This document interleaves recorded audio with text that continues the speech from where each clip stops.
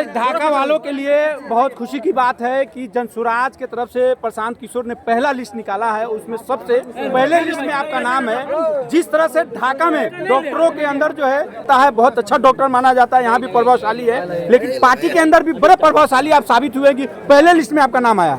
Definitely हम जनसुराज नेतृत्व को धन्यवाद देना चाहते हैं कि उन्होंने डॉक्टर एलबी प्रसाद को इस ढाका विधानसभा के लिए उम्मीदवार के तौर पे हमारी घोषणा की है और इसका श्रेय जाता है हमारे कार्यकर्ता को, जिन्होंने इतनी परिश्रम कर करके इस जगह पे शुरुआती पिछले 1.5-2 महीने से हम इस क्षेत्र में काम कर रहे हैं और जन जन के पास जा करके जनसुराज की बातों को बता रहे हैं कि जनसुराज आ जाएगा, 5 काम हो जाएगा।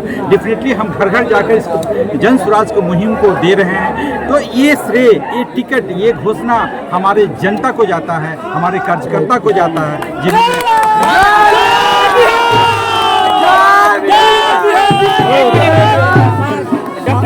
डॉक्टर साहब, ढाका में कई सारे दावेदार थे, संभावित उम्मीदवार थे, लेकिन ने आपके ऊपर विश्वास क्यों जताया?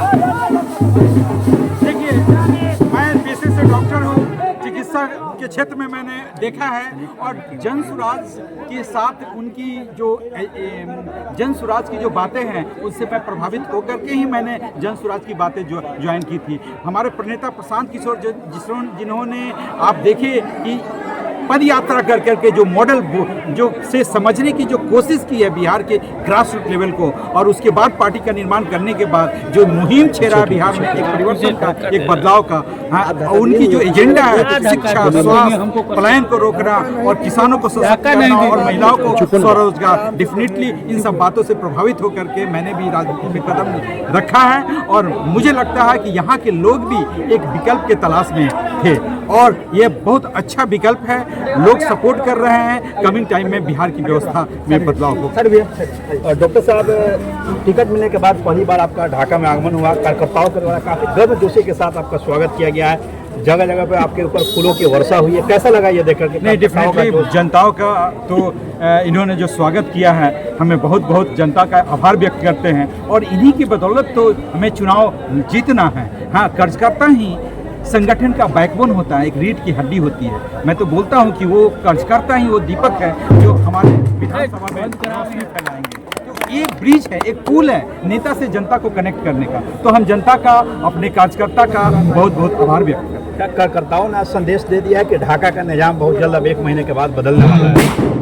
बिल्कुल, जिस तरह का समर्थन है, जिस तरह का जन सैलाब है, हाँ, हमने जिस तरह से लोग मेरा स्वागत किया हम लोगों का, तो डेफिनेटली हम समझ सकते हैं कि कमिंग टाइम में लोग बदलाव के मूड में हैं। यहाँ की जनता समझ चुकी है, यहाँ के लोग एकदम धर्म और जाति से और अगला पिछड़ा से ऊपर उठ करके एक बिहार की व्यवस्था बदलाव में अपना सहयोग। ढाका विधानसभा के लोगों को क्या संदेश रहेगा डॉक्टर एलबी प्रसाद का? बस यही संदेश रहेगा। यहाँ जो तमाम जो जनता है, यहाँ लास्ट समय में क्या होता है कि धर्म के नाम पे वोट को पोलराइज करने की कोशिश की जाती है, हिंदू मुस्लिम के नाम पे, अगड़े पिछड़े के नाम पे वोट को पोलराइज की जाती है। ढाका में भ्रष्टाचार चरम सीमा पे है। मैं देखा तो बिहार के सारे विधानसभा में, लेकिन 21 ढाका एक अलग क्षेत्र है, इनकी चर्चा पूरे बिहार में होती है। तो डेफिनेटली बिहार भ्रष्टाचार के अगेंस्ट हम लोग मुहिम छेड़ चुके हैं। शिक्षा, रोजगार, पलायन को रोकना और किसानों को सशक्त करना, इस दिशा में कार्य प्रतिशत जरूर होगा। अगर जनसुराज की व्यवस्था आती है तो बिहार अग्रिम राज्यों की श्रेणी में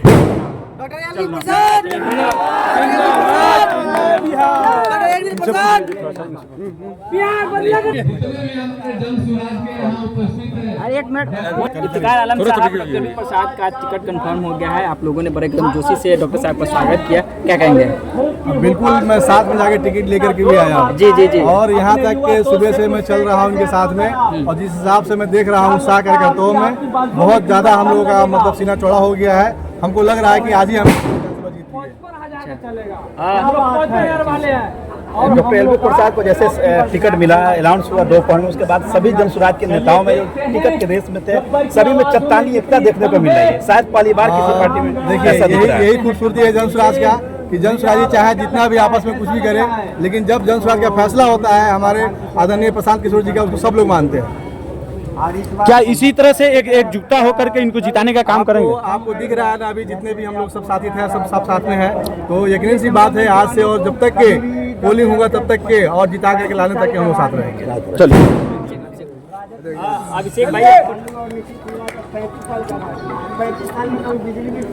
अभिषेक भाई, डॉक्टर बी प्रसाद का टिकट आज कंफर्म हो गया ढाका से। कई सारे ऐसे उम्मीदवार जो संभावित है, डॉक्टर साहब को टिकट मिलने पर क्या कहेंगे? डॉक्टर साहब के टिकट मिले पे हम सारे लोग एकजुटता के साथ, मजबूती के साथ शुरू के दिन से लेकर के आज तक का जो सफर रहा और आने वाला जो 1 महीना है, 11 तारीख को जो मतदान है और 14 तारीख को जो काउंटिंग है, हम लोग ढाका विधानसभा को समझिए से आज ही आप लोगों के माध्यम से पूर्व और वर्तमान विधायक को चेतावनी देना चाहते हैं कि ढाका में हम लोग आज किला को फतह कर लिया है और इसमें कुछ संकोच और कुछ बाकी नहीं रहा है और ढाका विधानसभा जनसुराज के नाम पर इतिहास रच चुका है। उत्साहित नजर आ रहे हैं आप लोग? हम लोग शुरू से उत्साहित है, आज भी है और कल भी रहेंगे। यही तो जनसुराज का सोच है, सही लोग सही सोच और सामूहिक प्रयास के परिकल्पना के साथ हमारे आदरणीय नेता प्रशांत किशोर जी ने जिस सोच के साथ बिहार में लगातार 3 वर्षों से गांव गांव गली गली घूमने का काम किया है, उसी को अमली जामा पहनाने का काम हम लोग पूर्ण रूप से बिहार के अंदर और ढाका 21 विधानसभा में हम लोग डॉक्टर एलवी प्रसाद जी को जिता करके ढाका के ऐतिहासिक सरजमी पे एक बिहार में नया आयाम देने का काम करेंगे। बड़ा परिवर्तन होने जा रहा है ढाका में इस बार? परिवर्तन हर हाल में होगा, परिवर्तन सुनिश्चित है और आप अपने कैमरा में इस बात को कैद कीजिए और फिर 14 तारीख को जब मतगणना होगी फिर उसके बाद इस हालात को और फिर आप हमसे पूछिएगा आपने जो कहा था हुआ कि नहीं हुआ। लास्ट में आप अपने कार्यकर्ता को क्या कहना चाहते हैं? मैं अपने कार्यकर्ता को यही कहना चाहता हूँ कि आज से लेकर के 1 महीना जब तक चुनाव न हो जाए हम लोग मजबूती के साथ, सच्चे निष्ठा के साथ जन सुराज के मुहिम के घर घर एकदम पहुंचा करके ज्यादा से ज्यादा संख्या में मेहनत करके ज्यादा से ज्यादा वोट ला करके ढाका की ऐतिहासिक सरजमी पे 21 ढाका विधानसभा से हमारे प्रत्याशी डॉक्टर एलवी प्रसाद जी को जिताने का हर संभव सब लोग शपथ ले।